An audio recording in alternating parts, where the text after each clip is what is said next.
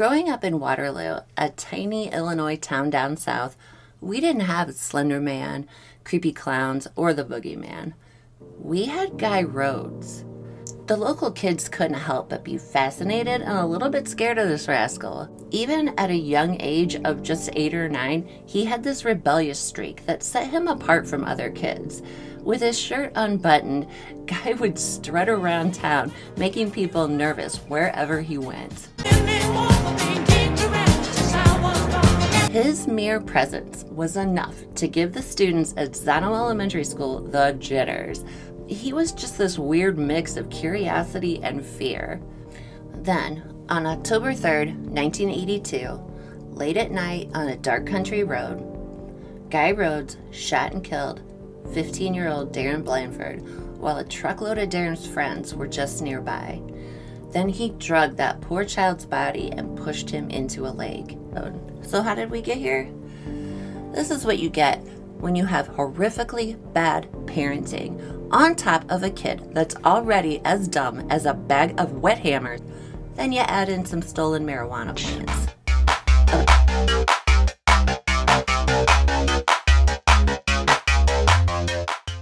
Waterloo, Illinois is a cute little town in Monroe County with about 10,000 people living there.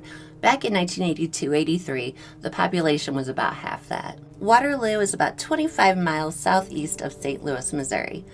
It's known for its old-fashioned charm with these beautiful brick buildings and a downtown area that's all about the history. People in Waterloo are super tight-knit and they love getting involved in their community.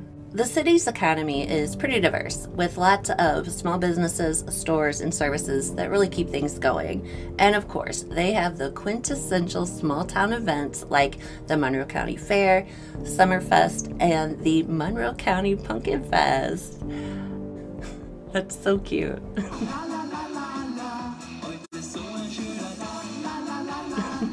So yeah, Waterloo is all about that small town charm, history, and a real sense of community. Unless you lived anywhere near the Rhodes family at 218 Magnolia Avenue. The whole Rhodes family terrorized the neighborhood. And here's where they lived. It just sold for about $33,000, which is quite low for the location. And I'm hoping whoever bought it shines it up and makes it cute. Or burns it down, whatever. The lot alone is worth something. But anyway, apparently when the Rhodes lived there, the place was trashed. Roaches, cars on blocks in the front yard, an entire family of gross crammed into that tiny house. I said what I said. Anyway, those miscreants did all kinds of crazy things. They would rip out mailboxes in front of other homes and just toss them into the neighbors' yards. They threw trash, including liquor bottles, all around. They caused expensive damage to their neighbors' property. Former neighbors reported that it got so bad that they had to be sneaky when they would leave their house.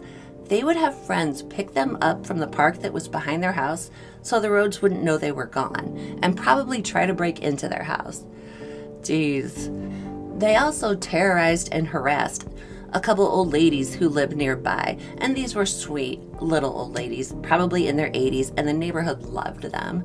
These hooligans would break stuff on their porch in the middle of the night. They would drop heavy junk in front of their doors that these poor ladies probably couldn't move on their own. They even destroyed their flowers. And that would do it for me right there. They were just complete jerks, typical bullies, plain and simple. Neighbors decided to team up and take action. They started a campaign to get the Rhodes landlord to evict them. Neighbors called this obvious slumlord 4 or 5 times a day, begging him to evict them. Unfortunately, the landlord lived out of town, and he didn't care. Eventually, he just stopped answering his phone altogether.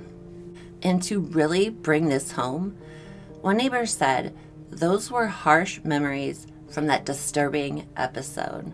But really, the family brought the whole block together in unity. The day after they left, they all stood in the streets, talking and supporting each other, and it was the most unity anyone had ever seen in a neighborhood before or since. Nothing like a family of trash bags bringing the community together in their mutual joy when said family of trash bags leaves. Can you imagine your level of suckage being that high? Guy Rhodes might have been one of the youngest, but he was up to his eyeballs in criminal activity. The older ones would use him to break into stores because he was so young he wouldn't face harsh consequences because he was a minor. People that knew him at the time said that he was incredibly strong for his size, but clearly had no morals, even in junior high school. Neighbors also said, "I can't even imagine what a conversation with him would sound like. Probably like something out of a horror movie." One neighbor said while letting their dog out one night that their dog noticed something in their bushes that had faced the Rhodes house. So the doggo is just going crazy, barking like nuts. The neighbor went over to investigate and found the county sheriff hiding in the bushes, sneakily checking up on the Rhodes. Oh my God. The neighbors were cool with it, and they just asked the sheriff for a heads up next time so their puppers didn't try to have him for dinner. I'm not sure when Darren Blandford and Guy Rhodes first met. During his trial, Guy would testify that he met him at school and they became good friends. Now, there's a 3-year age gap here, and when you're talking about 15 to 18, that's a pretty significant gap. Rhodes said the reason why he had so many younger friends was because he had never gotten past the 7th grade. My English teacher wanted to flunk me in junior high. He blamed his poor performance in school on moving around a lot. Thanks a lot. Next semester I'll be 35. Don't worry, as the years passed, Guy kept himself busy. He was up to your typical juvenile delinquent behavior. He got caught doing dumb things like stealing random things from people's yards, fighting, breaking into the high school. Not that he was looking for any books. Guy left his adolescence and entered young adulthood a full-fledged, well-seasoned hooligan. So no one, anywhere, exhibited any shock when on September 18th, 1982, Darren Blandford's brother-in-law, Thomas Huskey, 26, from Prairie du Rocher, Illinois, with a couple of buddies, went looking for Rhodes and some of his friends. He went looking for them because Thomas Huskey was growing marijuana and 8 plants had turned up missing. Okay, so I don't know really any of these people because at this time I was playing with my Cabbage Patch dolls and killing it on my roller skates. Quads, you know. But I had heard of one of Rhodes' friends that got kidnapped, Keith Hayes. He was kind of another scary guy in town, but also an idiot. He and some other swamp duck got busted breaking into Bottoms Up Tavern on Main Street in Waterloo and stealing a case or 2 of Bud Light. Why? That's embarrassing. What did he say they called him? I don't know. He had a nickname like Tito or Keto. Like I said, I wasn't there. But if I would have been, Tito or Keto Hayes would certainly have morphed into Frito-Lays. So, with the help of a shotgun, Huskey and his buddies rounded up these guys and they forced them to drive over to Rhodes' house to get back some of those 8 marijuana plants that were stolen. Now, Guy, ever the hero, was hiding in his house. Douchebag. When one of those friends came in and collected some of the plants. Now, he had told Guy that Huskey and the others were out in the car and they were holding Frito-Lay's hostage and they were threatening to kill him. Frito later testified that they rested a shotgun on his shoulder and fired it with a shot just going above his head. Yikes. But still, Guy remained in his house while his friend brought out some of the plants and gave them to Huskey. So much kerfluffle over some marijuana plants. If they just waited 40 years, it would have been legal. Anyway, so after they left the Rhodes residence, the kidnappers and the kidnappees went to the home of Charles Carner, otherwise known as Chuck, who I believe may or may not have been a brother-in-law to Guy Rhodes. Anyway, they went there to collect the rest of the marijuana plants, but they were foiled when Keto Tito Frito managed to escape and eluded capture by hiding in a ditch. I don't know. Maybe it was really dark outside. I guess from there, the whole kidnapping plot just kind of fell apart. At least they were able to get back some of their marijuana plants. Shortly after that, because he was scared, Rhodes obtained a gun from his sister's boyfriend. So picture this. Waterloo, late September, early October 1982.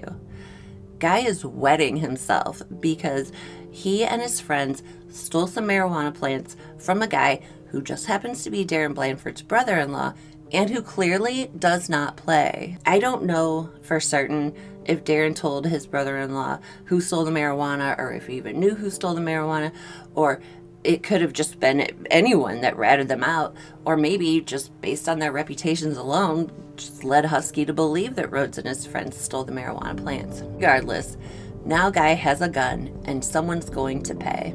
Of course, he's not going to go after Thomas Huskey, who was a grown man with a shotgun. He decided that it must have been Darren that ratted him out to Huskey, so he was going to make an unarmed 15-year-old pay for Guy's own mistakes. On the night of October 3rd, 1982, Guy Rhodes and about 30 other people were at a party at an area known as the Baja, on a little used road about 5 miles east of Waterloo, where, back in those days, supposedly a lot of parties were held. Later, Rhodes had asked someone for a ride back into town, and he ended up at the Huck's convenience store, where he saw a truck driven by a 17-year-old girl that we will call TH, two 15-year-old boys, one being Darren Blandford, and another one, someone we will call GB, a 13-year-old boy we'll call CP, and another 17-year-old girl we will call MW. So TH agreed to give Rhodes a ride home, but informed him that they were going to stop by GB's house first to drop off GB and Darren, who was supposed to be spending the night with GB. Near the crest of a hill, about 200 yards or so from GB's house, which was out in the country, it's dark, no one's around, Rhodes has TH stop the truck, and he gets Darren and he starts walking with him down this hill. When they're out of sight of the truck, Rhodes puts that gun against 15-year-old Darren Blandford's head and pulls the trigger. There's a pause as Darren moans and falls to the ground. Then Rhodes reaches down, puts his gun against his head again, and for the second time, pulls the trigger. He then grabs Darren's feet and drags him onto a boat dock and pushes him into a lake. Meanwhile, the kids in the truck, they hear these shots. They have no idea what's going on. Rhodes is seen walking up the hill, and when he gets to the truck, he says, "I wasted a 15-year-old. Then he threatens the witnesses to not say anything about the shooting. But because they're normal people, and Darren was probably their friend, they dropped Guy Rhodes off at his ramshackle house and immediately called police and reported the shooting. Rhodes, briefly coming to his senses, packs a few things and hitchhikes to St. Louis. He hides out, living on the streets and panhandling, but on November 4th, 1982, Detective Joseph Kriska of the St. Louis Police Department spotted Rhodes rummaging through garbage for food. Detective Kriska approached Rhodes and asked Rhodes to identify, but that was when Rhodes took the time to punch the detective in the face and he ran off. He didn't last very long though, and that same day he was soon apprehended. Rhodes was soon sent back to Monroe County, where his trial started in late February 1983. Rhodes' defense attorney was Robert Constantino of St. Louis. Sometimes you really have to feel sorry for defense attorneys because they are just fighting an uphill battle, and everyone is entitled to a defense, even this melonhead. But the defense strategy was kind of lame. They tried to blame Thomas Huskey. They tried to claim that Thomas Huskey had been at the party earlier and that he had been threatening Rhodes, although it was only a party of 30 people and no one else claimed to see him there. It was also claimed that Huskey just magically materialized at the bottom of the hill just a few hundred yards from GB's house. Rhodes also claimed that Huskey had forced him to put Darren's body in the lake, but had for some reason decided to spare Rhodes' life.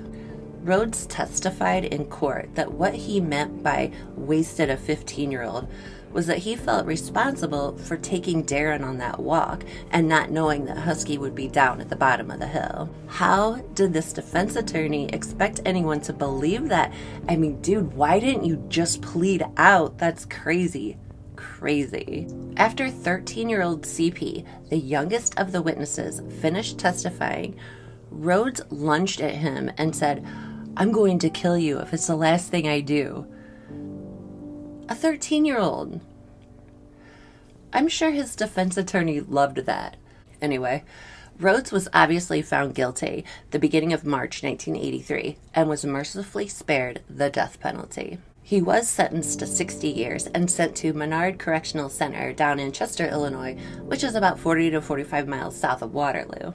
On July 2nd, 1983, so about 3 or 4 months after Rhodes got to Menard, with about 3 other prisoners, he decides to escape.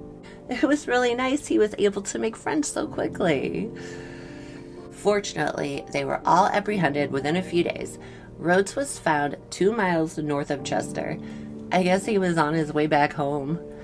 This little foray into stupidity got an extra 6 years tacked onto his already 60-year sentence.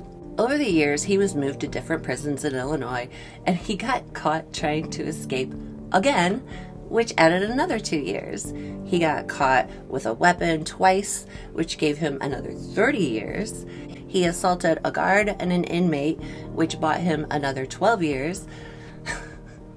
These late boomers are straight feral. Bless his heart, though. In the 90s, he got married to another wild jackal from Waterloo named Lisa Hayes. Everybody used to act so scared of her, but listen, there was no reason to be. I tussled with this girl. I did. I tussled with her when I was about 8 or 9 years old, and she would have been, 16 or so. I caught her and some other high school kids smoking pot behind my shed at the back end of my backyard. We lived really close to the school, so the alley that ran beside the side of my house was kind of like a kid highway. So just doing my part, and because I was a little bit terrifying as a child, I thought I'd do my dad a favor and chase him off. I can't remember exactly what she said to me, but she got lippy, and this is my backyard, right? So I went back in the house and got one of those old banana skateboards, and I go back out there like, "What's good, Lisa Hayes?" And she did the right thing. She just bugged right out of there. So come at me, Lisa Hayes. I won't deny it. I'm a straight rider. I mean, what were they doing out there smoking their dope in somebody else's yard? Get a car. All the time that I spent scared that Guy Rhodes was gonna get me if I didn't clean my room or I was acting up in school was really just a waste of time. And I wish I had given that fear to the big muddy monster who rightfully deserved it. Because Guy Rhodes, he went after children. He went after old ladies. That just makes him a bitch. You ain't even close with the rhymes that you wrote. Don't be mad cause you broke. I didn't know Darren Blandford, but I know he had friends and family and people that loved him. I also know he was a little bit of a legend, even in junior high, when after he got kicked off the school bus, he would ride a horse to school and tie the horse to one of the trees in the park next to the school. And I love that. Thank you for watching. Take care of yourself, look after others, and remember, if public transportation is a problem in your city, horses are always an option.